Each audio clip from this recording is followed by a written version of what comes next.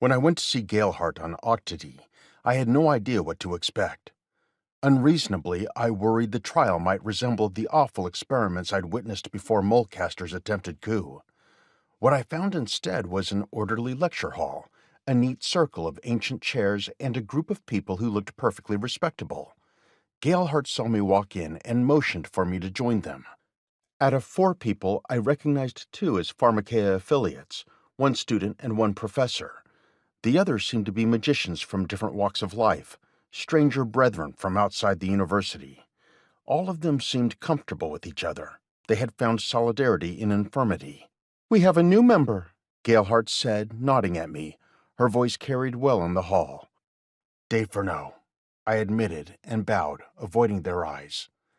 The group chorused a series of hellos and introduced themselves one at a time. "Come sit," said an older man, the professor, Livio Selectus. I took a chair. A woman in heavy dramatic eyeshadow cocked her head at me. "Mary Armand." "So, what's wrong with you?" "Please, no," I thought. "We don't have the time." I had to abridge. "My magic hurts me when I cast," I said. I couldn't stop myself from adding, "What's wrong with you?" "Oh," she said blithely, "whatever spell I try always comes out the opposite of what I want. I fall asleep whenever I use mine," the Pharmakeia student announced, almost proud of himself. Alain Durel. I wondered how on earth he took his practical exams. One member of the group in particular caught my eye. Oliver Harcourt, a man in his late 30s.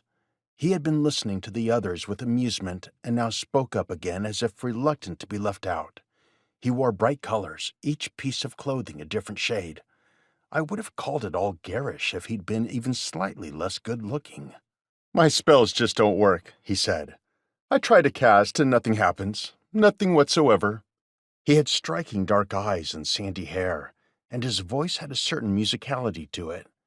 He was also smiling at me, and I began preemptively and secretly to panic. He caught me staring, of course. I had to acknowledge his gaze somehow. I smiled back. He gave me a nod, and miraculously, my nerves quieted.